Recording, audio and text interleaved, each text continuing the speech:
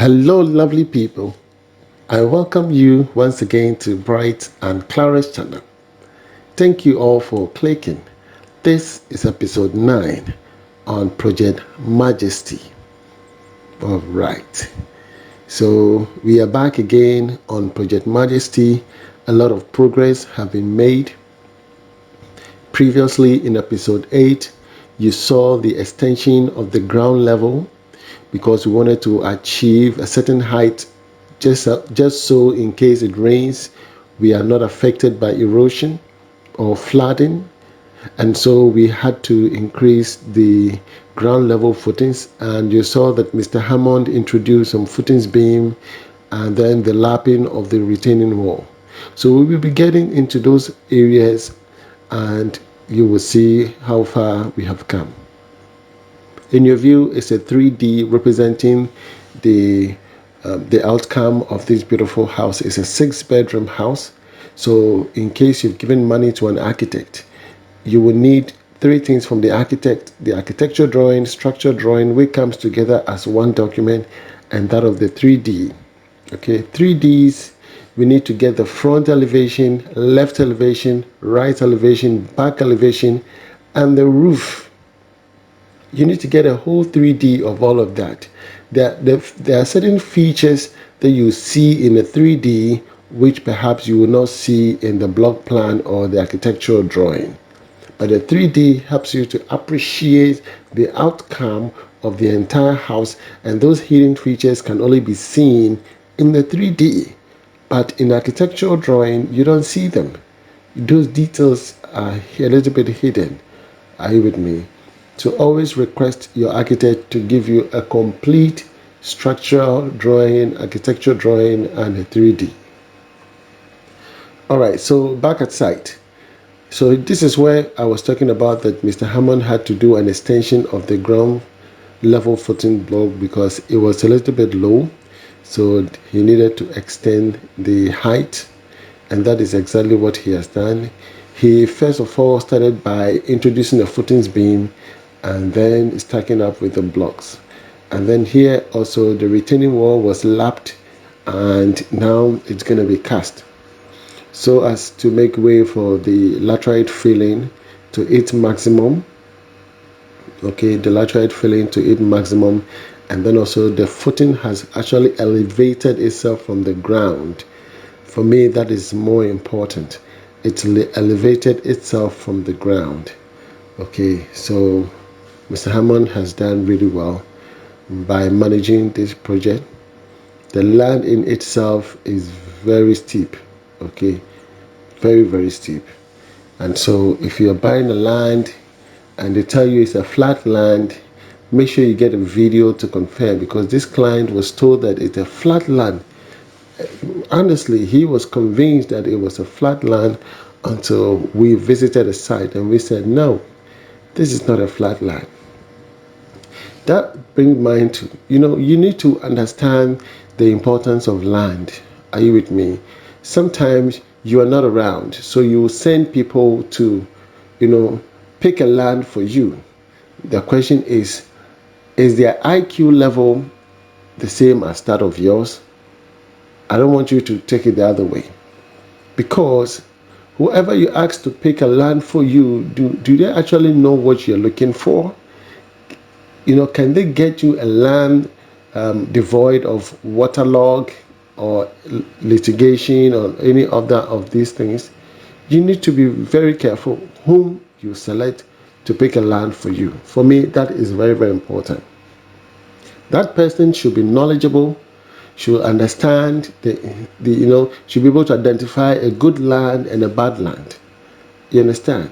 But if the person is as ignorant as some of us will be, then it is very unprofessional for you to ask them to go pick a land for you, because they might end up getting you a waterlogged area and they will say, oh, in Suato, the land, it's raining, that's why the whole place is wet. When it's dry, everything will be dry. That's a lie. Get people who really understand what you're looking for so they can get you the right thing. You understand? It's very important. Very important. So here you can see this is the basement level. Okay, the laterite filling is almost done, and so they have to add more water. They have to add more water, and then compact it completely. They will know that the basement section is over. This is the ground level section, and that also the laterite is going to be done, and then they're going to do a floor decking. A floor decking will be attached to the ground level whilst they're doing the oversight. So oversight is going to be on one side and floor decking is going to be on the other side, which is on top of the basement. You understand? So here you can see that we have two footings beam. One is in the middle down here, one is at the top. You understand? So you can see that you are still climbing a hill. Okay, you're still climbing a hill from here. It's not easy. It's not easy. This land is really steep. Yeah, and you can see for me here, this is my main focal point, that the last block here should elevate itself from the ground, and that alone makes me happy. Okay, that alone makes me happy. So pretty much everything is turning out nicely. Mr. Hammond is right here. The team, everybody is working hard to making sure that everything goes on well. So I believe that the next part of this project will be one, casting the retaining wall. Okay, and once we are done with the retaining wall, then the laterite filling comes in, and then the ramping, water, and all of that. Then the plumbing works will come in. The plumbing works is more crucial, and the plumber should be very knowledgeable to ensure that they are using good pressure pipes, quality pressure pipes. These are very, very important, and this pressure pipe will encompasses both the waste and the service. You understand? Yes, and then the service line too. We have that from the WC and that from the pasting sink and then the shower and all of that. Those pipes are not supposed to be merged together. If not, it gives an odor in your room. Okay, it gives you some kind of reverse feedback, and that smell is not healthy for you. Okay, so those pipes should be separated.